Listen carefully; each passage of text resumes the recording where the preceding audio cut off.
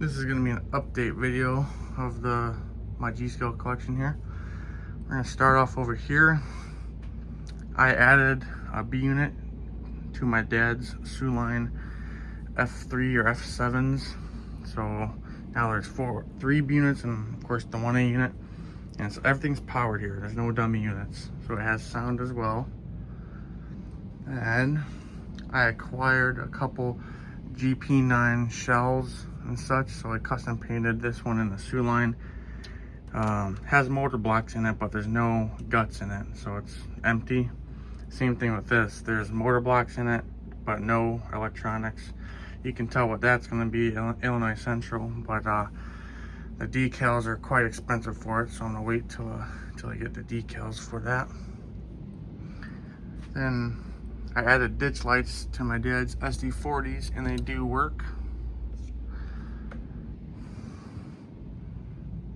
Then I custom painted two Santa Fe SD45s into Illinois Centrals because I like the look of the Illinois Central SD70s or SD60s, whatever they are. And these engines are the closest thing that looks like them, the SD45s. So I dipped them and custom painted them. They got Real Pro. They got ditch lights too, and they work. Can't really see it too well, but they're on there. And I custom painted a bay window, EJ&E. I also did extended vision, EJ&E, and got custom painted two SD45s again. These are Santa Fe chrome ones. They're red and silver, or war bonnet, whatever they call them. And I got a buddy of mine, John Kaufman, 3D printed me a couple high noses for him, and so I painted them up. These are completely gutted. There's no electronics, so I gotta put Real Pro in them and such. I got the handrails and such painted. It's just I didn't bother putting them on if I'm gonna take the whole thing apart. And these are just held on just by the weight, so there's no screws holding anything in. So just mocking up for right now. And I acquired my Illinois Central caboose, a USA Trains Illinois Central caboose for my buddy Dave Trains. Thank you, man, for giving this to me. And I still got my other cabooses down here, another Santa Fe and a BNSF. So I got quite a few extended visions. This is a custom painted Illinois Central someone did, and I bought it and it looks really cool.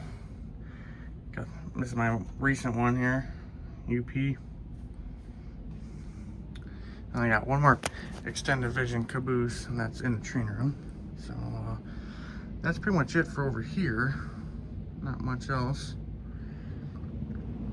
Then for my -9s, I haven't done anything to them really. I did take them all apart, and I put styrofoam like walls or sheeting around the speaker, so it's like a resonator.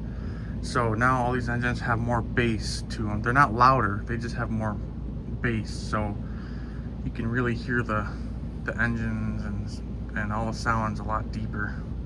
It really does make a difference. So then for my inner models, there's nothing new here. I'm still at 56 inner models. Don't mind the boxes, but it goes all the way down. I just need one more 5-unit set. If I could find a 5-unit set of the BNSF brown Swiss, I'd be pretty happy. Then we're gonna go into the train room here. I now have 53 or 54 40-foot box cars.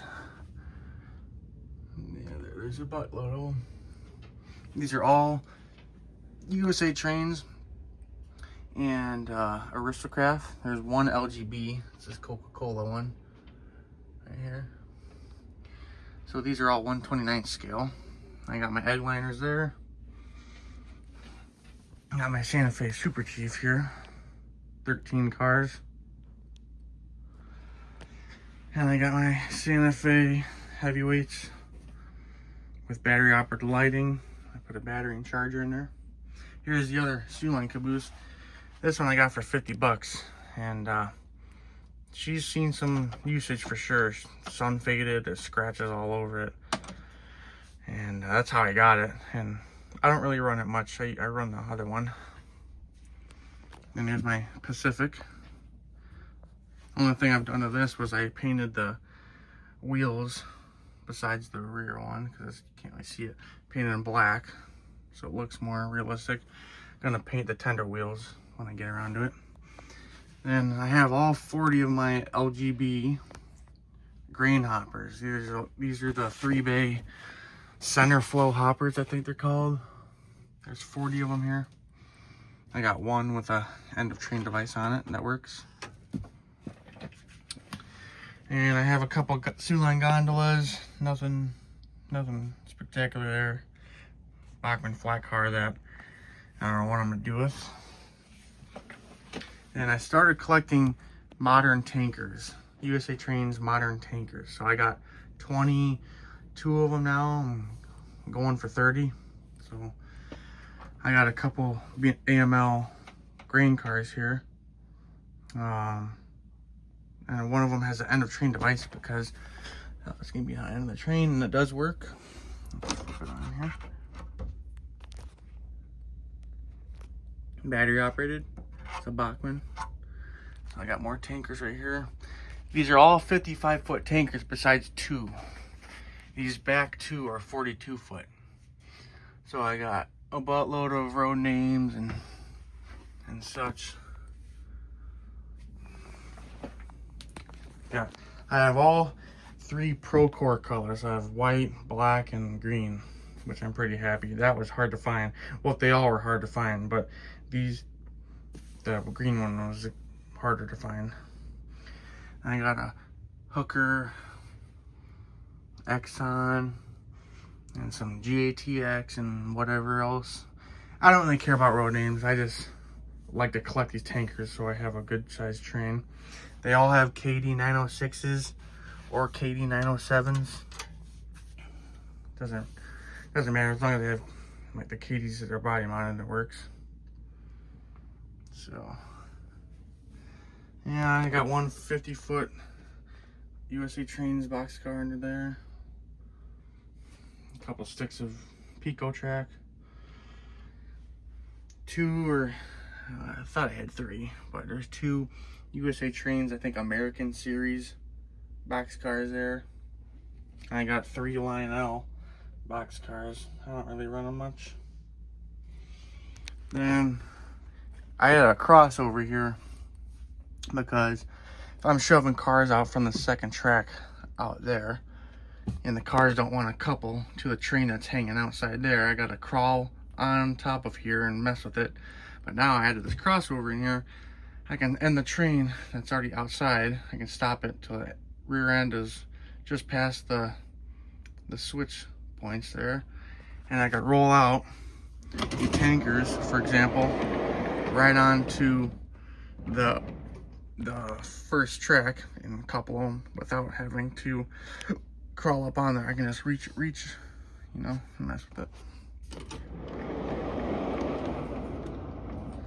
So that's pretty much it. So not much else has changed. I really got to figure out this car storage here because I'm not really a fan of that.